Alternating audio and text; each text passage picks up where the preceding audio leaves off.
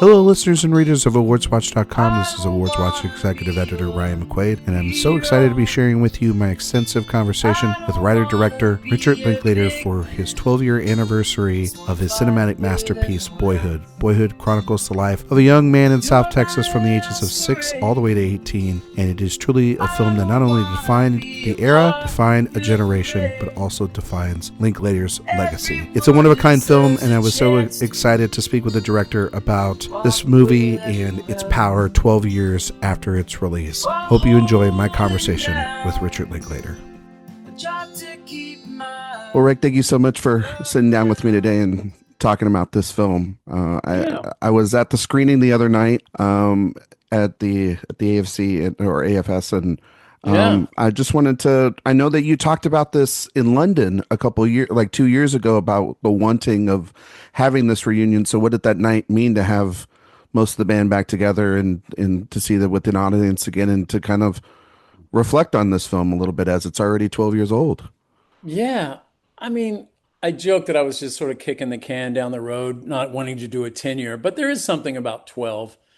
I felt the symmetry of that, like the 12 years of its making, to think of that also through a 12-year lens, of none of us had seen it in 12 years. So I thought that's kind of an interesting symmetry and time span to have time to think about it. So I don't know. I didn't know what I expected, but it certainly was intense, more than any film I think I've ever seen that I've done. Usually these things are kind of, oh, if you're doing an anniversary screening, it's usually, it's also like a fundraiser for the Film Society, or, it's kind of a fun occasion. This was that, but it was also,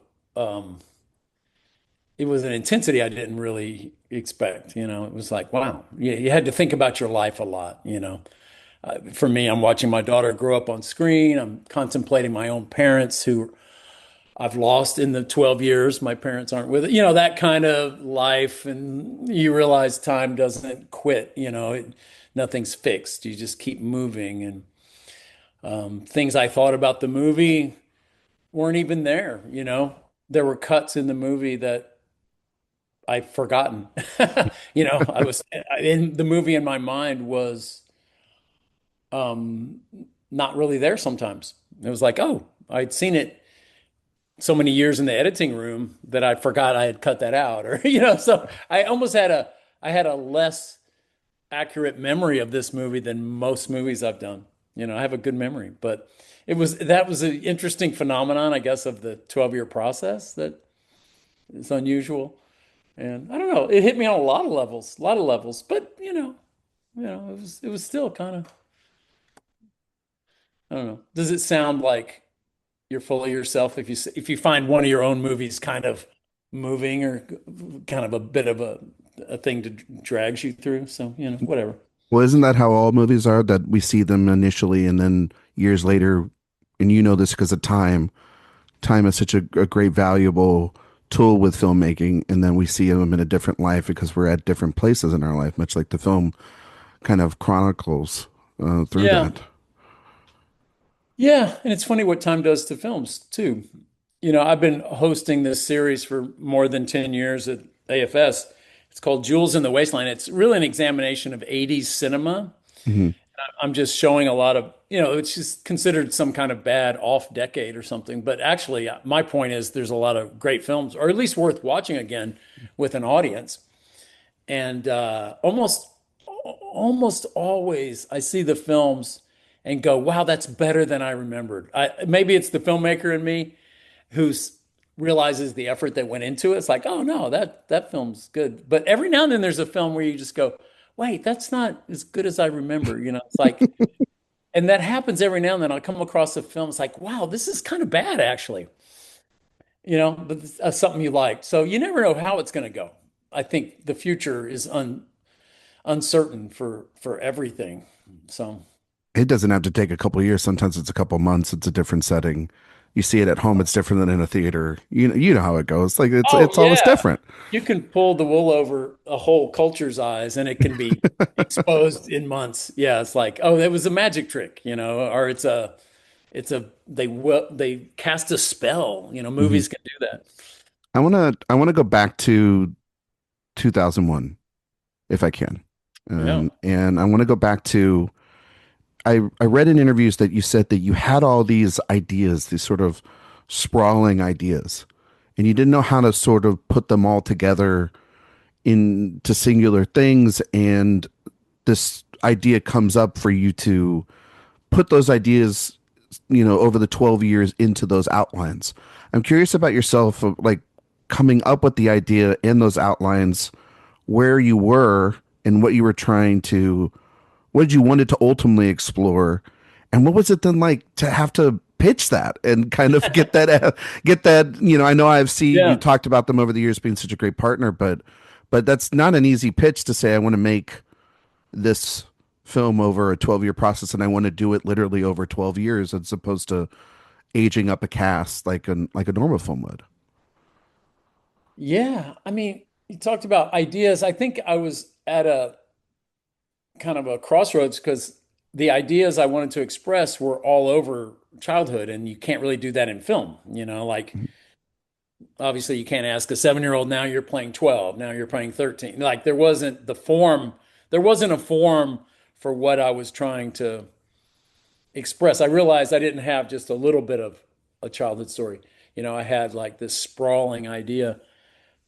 And so, I was kind of at the end of that thinking, oh, I just can't do it. And then the idea came, like, oh, I can disperse these ideas. I can cover it in you got to create your form. You got to create your canvas to work on.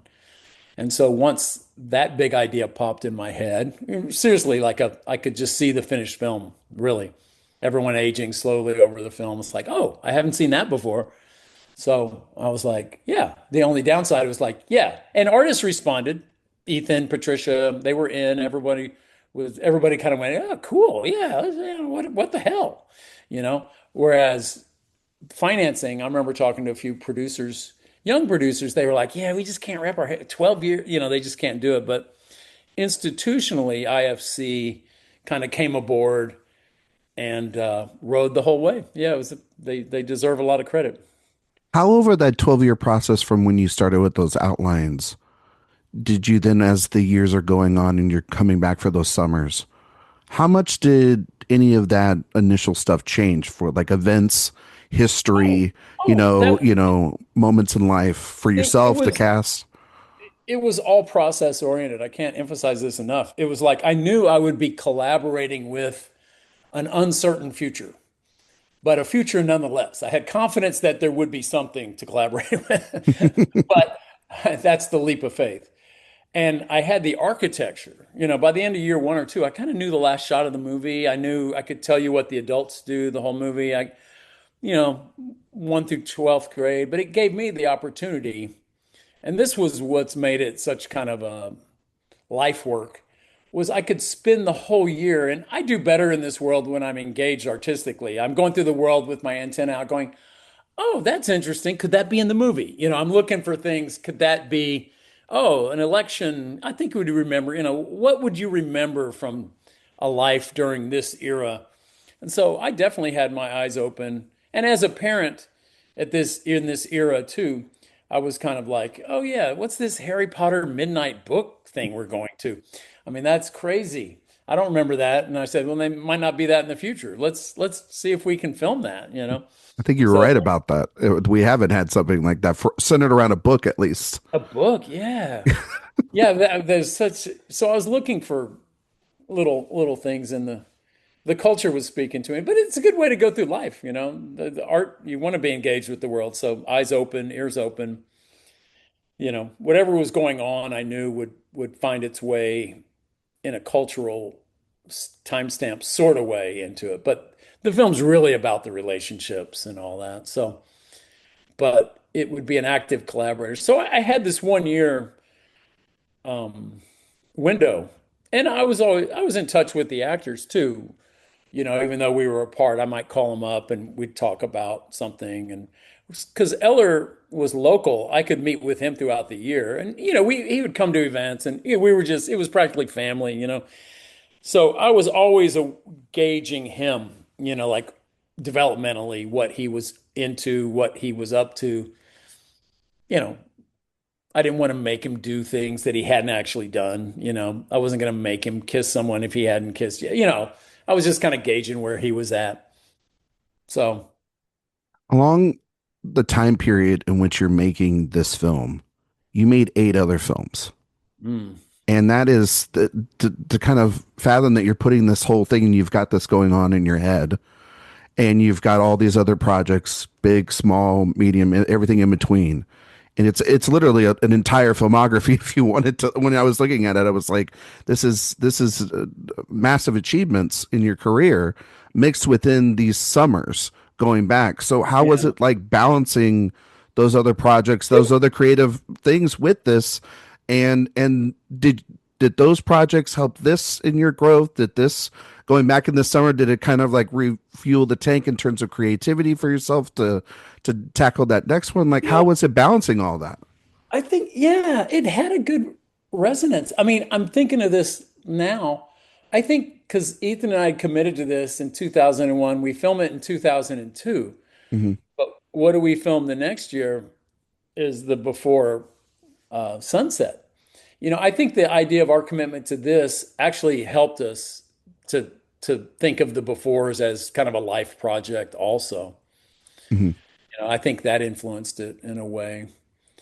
Um, yeah, but we all had to make it work, like it was, and it wasn't always summers. We didn't always shoot in the summers. Sometimes it was, different times of year when just working out schedules.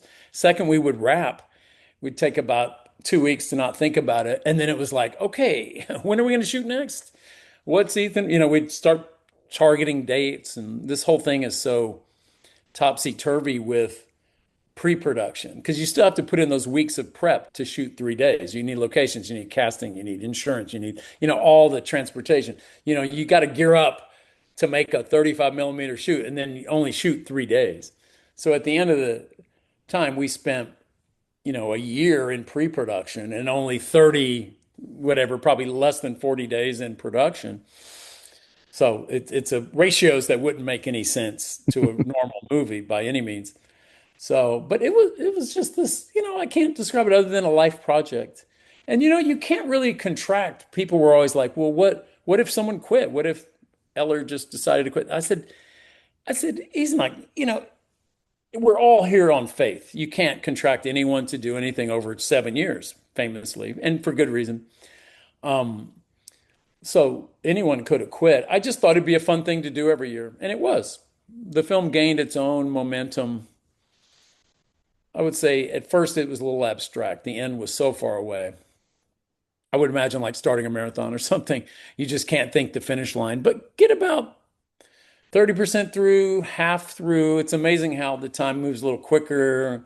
It got better. I think our every year, I think I said this the other night. It's like, yeah, every year felt like, yeah, this is the best year ever. Yeah. And I realized that was just paralleling the kids' maturity coming into their own, life was better.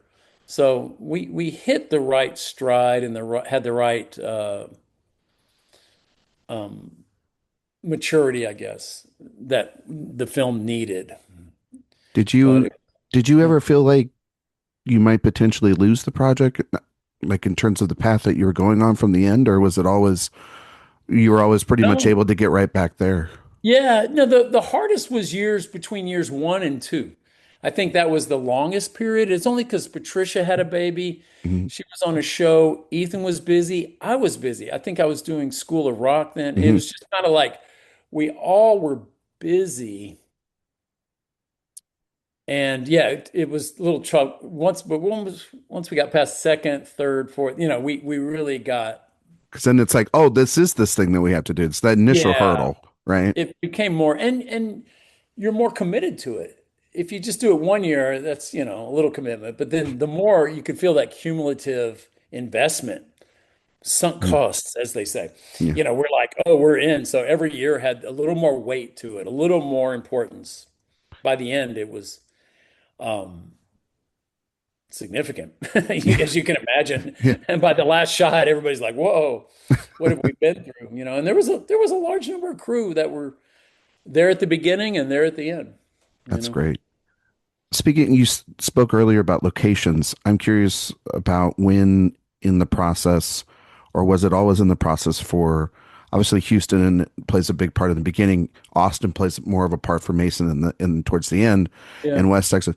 But San Marcos is really a location that I don't yeah, think a lot of people really know about. It's this corridor, it's this wonderful town in between San Antonio and Austin. It's where my wife went to college. It's where I saw this yeah. film So many initially. people go to So college. Yeah. and so I'm curious about what about specifically San Marcos was a great location for you to kind of build most of the story and location around. Well, I always thought she would have to move when she got a teaching job. Well, that's what my mom did. You know, we moved from Houston to Huntsville because she got a job at teaching at Sam Houston State. So as a kid, you're just being dragged through your parents' life. So like, okay, well, here we're in this little college town. And I was thinking practically Sam and San Mark and Texas State aren't that different really. So I was like, yeah, it seemed like I thought going from big city, the film covers a lot of different environments, but I thought like, oh, a college town was kind of cool. And San Marcos was perfect, perfectly located, perfect vibe. And, So, and then you um, carried that on to the next film with Everybody Wants Some a little bit too, right? If I'm not mistaken, some of that was shot yeah, there as well. yeah, we're shooting at San Marcos there. For a guy who didn't go to Southwest Texas or Texas State, as it's called now. Yeah, I sure pay. Yeah, there's that little alley that we have that long scene with Mhm. the courthouse in the backyard. They named that Boyhood Alley even. Really? Yeah, if you go there, the sign on this called Boyhood Alley. We literally, my wife and I, we when we were watching this and when we were watching Everybody Wants Some, we were pointing. We were doing the Leonardo DiCaprio Once Upon a Time in Hollywood, kind of pointing at the screen of like we literally go there. We walk by there every single day, and so it felt so. And we were just in college as well too, so it felt perfect for us at that time. Hmm. I'm curious about going back to Eller, in that you stated that he was like a family member. This kid was. You were making a film about childhood, about growing up, and yet you also have this individual growing up as well. And he, in the film, it becomes an artist and he's trying Yeah. to navigate his freedom as well. So I'm curious about talking with him over those years and crafting that, and also still filming the movie through his eyes and being more of an observer rather than than anything else about the character, but then also wanting to respect the person that's growing up with inside that character. Yeah, I mean, we were going to go to some extent where Eller went in his life, and it's hard to even say how much the film might have influenced him to be around these adults, paying attention to him, talking about the beginning of the relationship. It's kind of manipulative. I got a 6-year-old. I think he turned 7 right before we started shooting. I met him when he was 6, and he'd been kind of homeschooled. He was this fascinating kid. His favorite band was Rage Against the Machine. He was, loved stories and could tell you movies and everything. And then I sat down, first rehearsal, I handed him a script and he kind of slowly handed it back to me and says, I can't really read. He couldn't read it at first. And, but that changed soon enough. And so you're kind of manipulating a performance to some degree. I wanted him to be, real, but the wonderful process was not so long after when Eller really took his character and he became an active collaborator. By the time Mhm. he's even, out of elementary school, we're sitting around with Ethan and Patricia and we're working on scenes and he's having ideas for his character and we're working on dialogue. So I treated him and Lorelai just like any other actor. And I would do that, for anybody, for others, anybody I work with.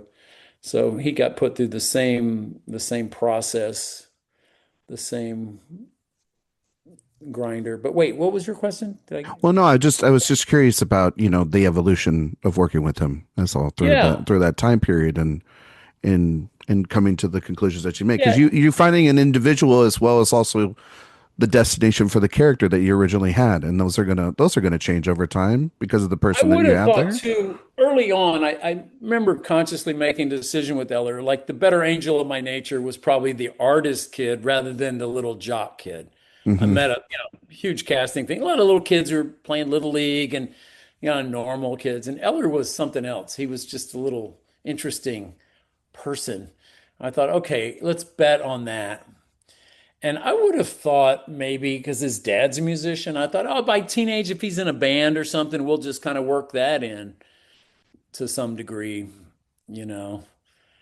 And but he didn't. He really drifted into photography, and I give Matt Lankus, our set photographer, some credit for that because you're hanging out with this photographer every year. He's taking your picture, and then you go in a dark room. So, Eller, I could see his interest in photography growing a little bit. So it's hey, yeah, let's make him a photographer. I wanted him to have some kind of art form. Yeah. Um, No, it's so it's great because then yeah, like, and even in an unconscious way, like a photographer can also lend. It's a different lens to look through life, not just the one that's in front of on the camera as yeah, well. some I wanted to, metaphor. Yeah, those kind of documenting life rather than yeah, living. exactly. I wanted to ask you also about the movie is called Boyhood, but you've talked extensively about this is a movie about parenting.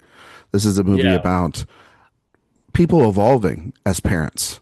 Mhm. From when we first meet Ethan and Patricia's character, they are very much right out of this divorce, right out of their separation. And then as we see over time, their parenting styles are different and it's looked differently through the lens of Mason.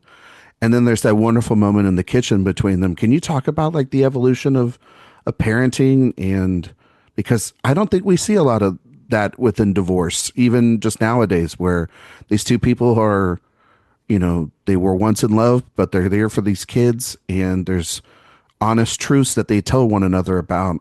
You did a great job, and I did the best I could. And Yeah. there's a lot of honesty there that I think that we just don't see a lot, and it's still resonant today.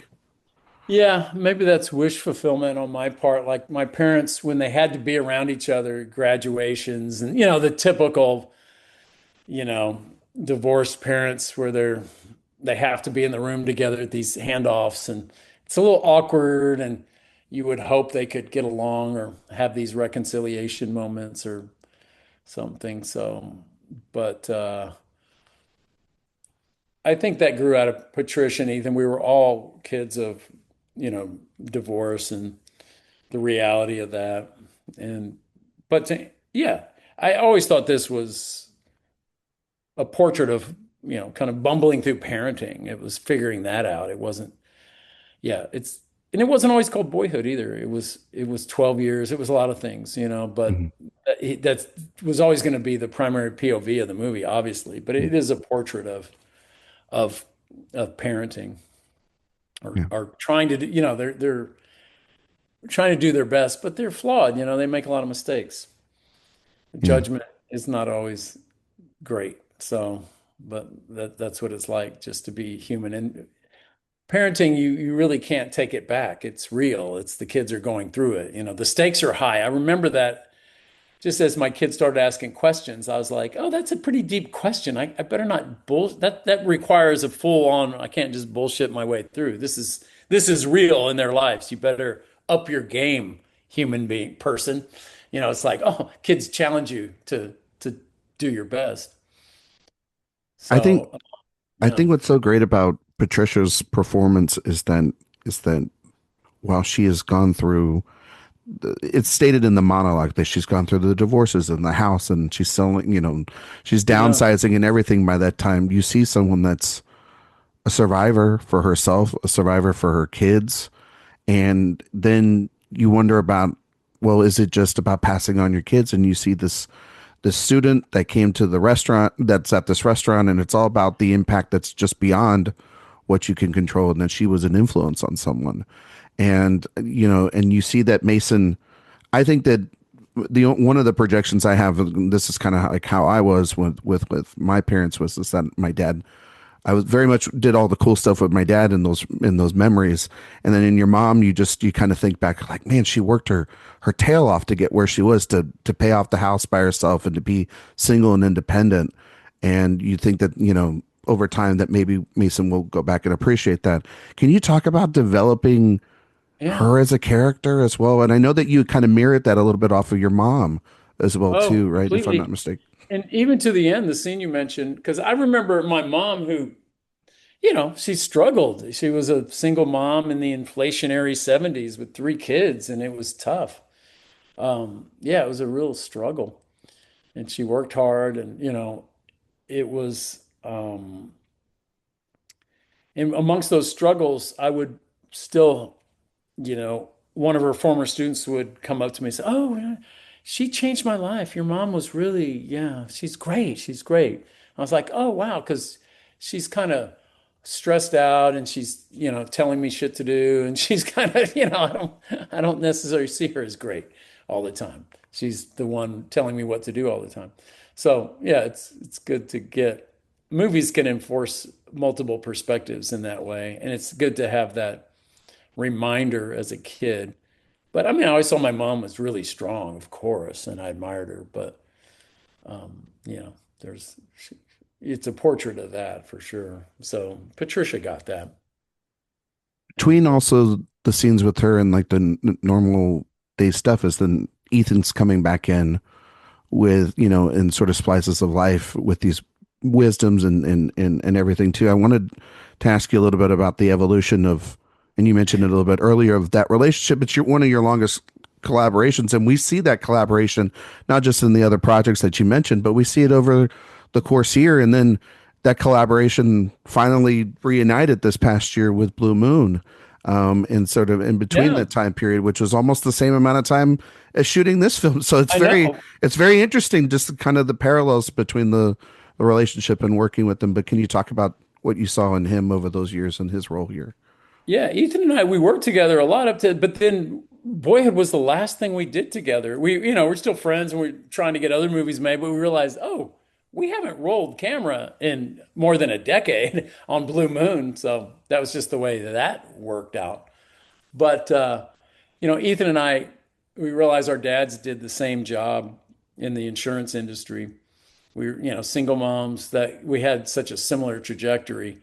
And we thought it was just kind of funny to see the weekend dad try to cram in all his parenting into those 2 days.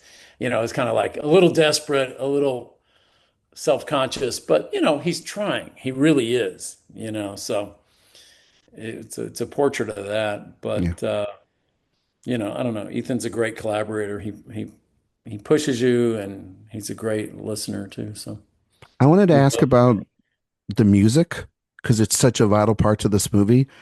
I think the music is the best way that you show what time period we're at within Mason's life, within this family's life, and without having to use any sort of like 1 year or 2 years later or anything like that. The music yeah. drops you in like that. But then also, I have to ask you this: as my favorite band is Wilco, and you centered an entire scene in this film around a Wilco song Hell yeah. about a broken relationship of regret, and then you got to of a partnership, and then you have Summer Noon, if I'm not mistaken, which was a Right. collaboration that you worked with Jeff. Can you talk a little bit about selecting the music for this film, picking that song, that Wilco song, and having that then sort of come full circle with working with Jeff and making that original song for the film? I know. Isn't that fun? It was kind of there were tracks in the if you think in the movie through lines, one is the pop culture. There's going to be songs that maybe you remember on the radio or just that were coming at you, at that time. And then it's this is augmented by that the dad is a musician, clearly he loves songwriters. He has that whole wonderful bit on the Beatles and what Hmm. makes them, the blackout and the way he can kind of diagram a whole song with the Jeff Tweedy's, that wonderful song in the car where it's just like old time country. He's just, he's kind of breaking it down, what he Hmm. appreciates. And then you see him with his own songs. And yeah, Wilco was always kind of always around. And Ethan's friends with them. I've met him, but Ethan's much more in touch. So that helped uh, getting clearance and stuff. But yeah, so the music was, I knew because that's the way the two most nostalgic inducing things in the world are smells and music Mm, that can take you back to a place in time for sure. mhm.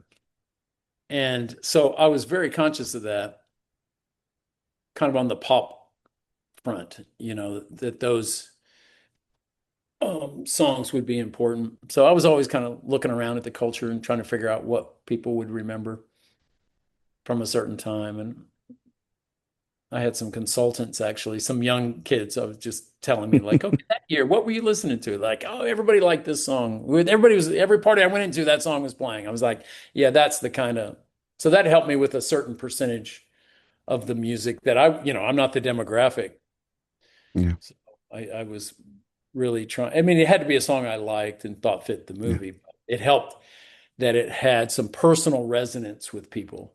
Like, oh yeah. So I figured that's somewhat potentially universal. The last thing I wanted to ask you about was the final shot of the film is this, I think, opportunistic look along the horizon for Mason and for Hmm. a generation. And I think that over those 12 years, it's been a little bit up and down for my generation and other generations to come.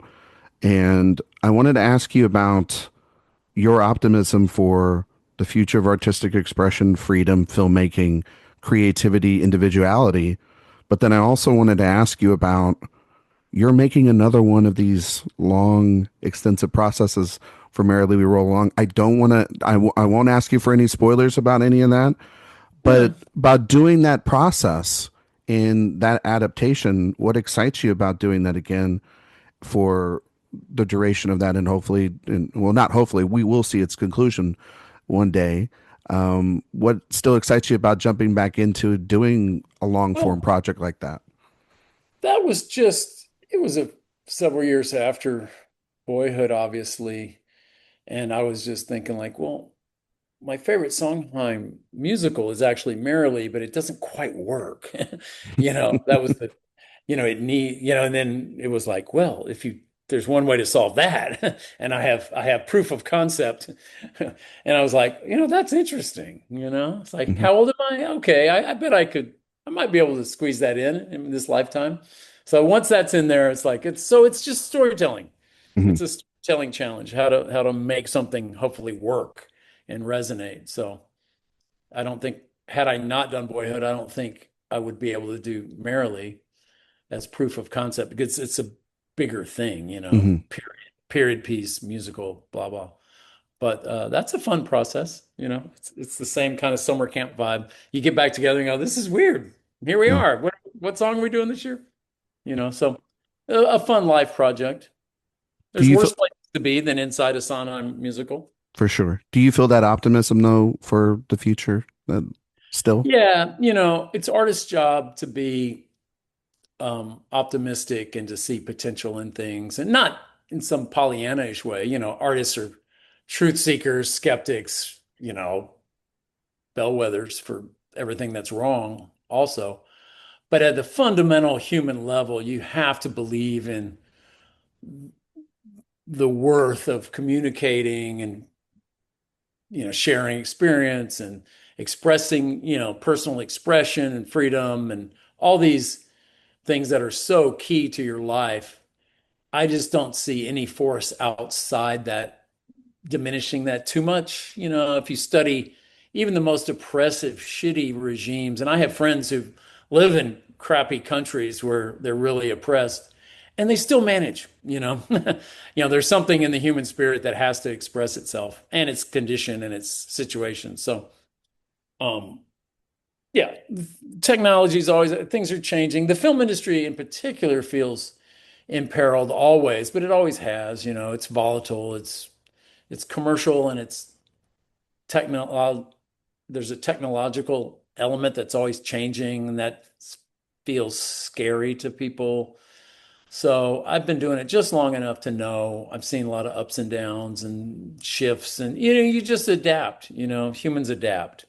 So I'm not, at Sundance last year, oh, they're moving to another town and it's something's ending. I said, yeah, but our industry is just, we're kind of a hermit crab, and you go where you can flourish, you go where you can, um, we adapt if things change, so if you get an oppressive political regime that's terrible, you just work around it. You have to. So I don't know. I don't know what's going to come in and just change these art forms that have been around and make them go away. I don't think that's happening. We flatter ourselves that we could have an impact on that, but I mean, the industry changes a lot. I'm not, but there's good signs. I have a little bellwether in front of me with the Austin Film Society. If we're doing well and young people are coming to movies, and that to me, that's like, okay, things aren't that bad. Things are, people still want that communal experience of movies, and there's, so I don't know, it's so foundational to our lives. So does that sound optimistic? It's like I want to just not have everybody in the, our overactive amygdalas seeing danger around every corner. Yes, but at least keep it in perspective and just keep, there's nothing that should make you not want to do it. Yeah, for sure. No, well, Rick, I appreciate you, and I know that as long as we still have the forum, you'll be around making movies Well, and doing what you always do, which is see time and collect it and shows the human condition better than yeah. most people do in this world. Oh, well, the future is always uncertain, but there will be a future. Yes, sir. Yes, And, sir. and so it's worth anticipating it and trying to be a part of it. I appreciate you and thank you so much for Anyway, speaking with okay. me and Well, talking about this movie. yeah, really nice talking with you.